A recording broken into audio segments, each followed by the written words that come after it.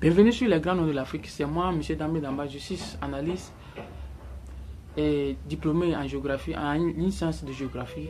Et si je vous parle de l'actualité, de l'économie et de la géopolitique. Si vous êtes nouveau, abonnez-vous à ma chaîne, activez la cloche de notification. Ok, c'est parti. Bim. Et nous avons l'impression que chaque chef d'État se lève.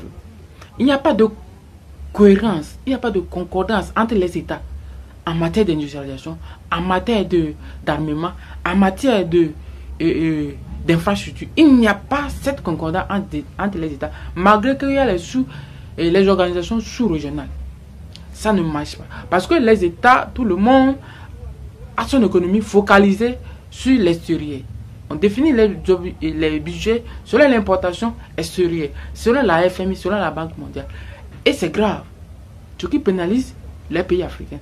Si aujourd'hui, on prenait l'exemple du Nigeria, qui possède en majorité, le Nigeria possède beaucoup d'industries, qui peut produire énormément et fournir dans la sous-région. Nous avons l'impression que les gens, les hommes d'affaires dans la sous-région sont bloqués dans certains pays qui n'arrivent pas. Et d'ailleurs, le plus riche d'Afrique, Dangote, avait soulevé un certain point comme ça. Donc, c'est une chose que les chefs d'État doivent faire. Mais il ne s'agit pas de mettre en œuvre certaines organisations en place comme la ZLECAT, la CEDEAO ou n'importe quoi, sans que certaines autorités des chefs d'État soient abandonnées. C'est-à-dire les taxes, les frais douaniers, excusez-moi, et certaines impositions. C'est-à-dire l'Afrique doit être d'accord d'imposer le même quota pour la favorisation de ses producteurs internes contre les importations externes.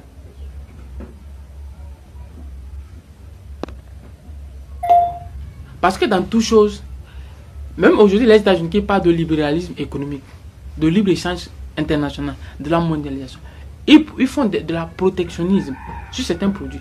Aujourd'hui, l'Afrique n'a pas le droit, aucun pays africain n'a pas le droit d'exporter n'importe qui aux États-Unis. Mais les États-Unis, l'Union européenne, la Chine, ils ont le droit d'exporter vers l'Afrique n'importe quel produit. Et c'est ce que l'Afrique doit commencer à faire d'abord avant de libérer son marché. On ne peut pas libérer son marché tant que nous sommes envahis par un certain nombre de produits. Tant que nous ne sommes pas encouragés, nos industriels, les investisseurs ne sont pas encouragés. Donc, il faut comprendre les choses très normales comme ils sont. Parce que on n'ouvre pas sa chambre pour quelqu'un. Qu'il soit devant et toi, tu sois derrière. Non, tu seras devant en entrant dans ta maison pour que la personne soit derrière. Tu comprends ce que je dis? Tu ne peux pas faire ouvrir la zone, le marché.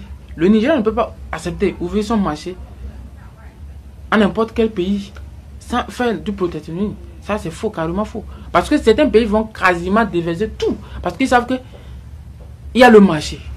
C'est ça le problème. Donc, l'Afrique doit faire un certain nombre de protectionnisme sur un certain nombre de produits. À un moment donné, pour lever la barrière. À un moment donné, pendant 5 ans, 10 ans, ils vont constater que l'Afrique a évolué dans ce secteur. On peut faire de la libéralisation de ce secteur aux autres secteurs du monde, aux autres pays du monde, et qu'on fait ces pays, ces pays après l'Afrique peut faire du concurrence. En ce moment, le secteur est mieux, pas dans le secteur de l'agriculture. Si on fait les impositions sur certaines importations vers l'Afrique et on encourage le développement local, j'espère que d'ici quelques années, vous allez voir que l'agriculture africaine va se développer et peut concurrencer l'agriculture européenne. En ce moment, on peut exporter vers l'Europe comme on veut et aussi, nous aussi, on imposera ce que nous voudrons importer vers l'Europe. Parce qu'actuellement, nous n'avons pas le choix d'importer. Parce que nous n'avons pas le choix. Parce que nous avons besoin, mais nous ne le produisons pas. Nous sommes obligés. Voilà. Donc, j'espère que c'est ça l'analyse que moi je peux apporter sur l'évolution de l'Afrique, l'industrialisation et la libéralisation de la zone de libre-échange continental. Abonnez-vous à ma chaîne, activez la cloche de notification pour les prochaines vidéos.